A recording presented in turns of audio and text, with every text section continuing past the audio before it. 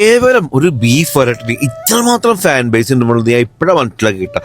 ഒരു കുഞ്ഞ് റീലിട്ടപ്പോൾ അതിന്റെ റെസിപ്പി വെച്ച് വന്ന മെസ്സേജിന് കൈ കണക്കില്ല. ഓടുള്ളി വെച്ച് നല്ല ചക്കിലാട്ടി വെളിച്ചെണ്ണ ഒഴിച്ച് വെളിച്ചെണ്ണ ചൂടാവും നല്ല ജീരകം അതേപോലെ തന്നെ വേപ്പില, ഇഞ്ചി, വെളുത്തുള്ളി മുതലായ ഇട്ട് ഇളക്കി അതിലേക്ക് പച്ചമുളക് ഇട്ട് ആവശ്യത്തിനുള്ള സവോള ഇട്ടിട്ട് നന്നായി ഇളക്കി മിക്സ് ആക്കി ആവശ്യത്തിന് ഉപ്പിട്ട് ഇളക്കി നെടുക കീറിയിട്ടുള്ള ചെറിയ ഉള്ളി ഇട്ടിട്ട് ഒന്ന് ഇളക്കി മിക്സ് ആക്കിയിട്ട് കഴുകി വൃത്തിയാക്കിയ ബീഫ് അതിലേക്ക് ഇട്ട് കൊടുക്കുക. കുക്കറിൽ അടിച്ചിട്ടുള്ള എളുപ്പ പരിപാടിയൊന്നുമല്ല. ഒരു 3-3.5 മണിക്കൂർ വിറകെടുപ്പിന്റെ ചൂടോടുള്ള മനസ്സിന്റെ മാത്രം ഈ പരിപാടിക്ക് നിന്നാൽ മതി. ഒരു 5 മിനിറ്റ് ബീഫ് നന്നായി ഇളക്കിയ ശേഷം മസാല പൊടികളായിട്ടുള്ള chilli powder, Kashmiri chilli, turmeric, coriander powder, black pepper powder, fennel powder, garam masala powder ഇട്ട് നന്നായി ഇളക്കി മിക്സ് ആക്കി കൊടുക്കും. 10 മിനിറ്റ് ബീഫ് ഒന്ന് കുക്കായ ശേഷം അത് വേവാൻ ആവശ്യമായിട്ടുള്ള ചൂടുവെള്ളം ഒഴിച്ച് 15 മിനിറ്റ് ഹൈ ഫ്ലെയിമിനും പിന്നെ 2 മണിക്കൂറോളം സ്ലോ ഫ്ലെയിമിനും ഇട്ടിട്ട് ഇങ്ങനെ കാച്ചി കുറുക്കുക. ഈ ഒരു കൺസിസ്റ്റൻസി ആവണ ഇളക്കിയെടുക്കും. ഫൈനലി നമ്മൾ ടെസ്റ്റർ വന്നു ടെസ്റ്റ് ചെയ്ത് ഓക്കെ പറഞ്ഞപ്പോൾ ഞാൻ ഇതാ സാധനം അടുപ്പത്ത് ഇറക്കിയിട്ടുണ്ട്. ഇനിയെല്ലാം വളരെ പെട്ടെന്നാവും. നേരെ ഷീറ്റ് വിരിക്കുക, വാഴ വിരിക്കുക, ചോറിടുക, കറി ഒഴിക്കുക, കൂട്ടക്കാരെയും കുടുംബക്കാരെയും കുട്ടികളൊക്കെ വിളിക്കുക. നേരെ 15-20 മിനിറ്റ് സംഭവം കലയിക്കോളൂ.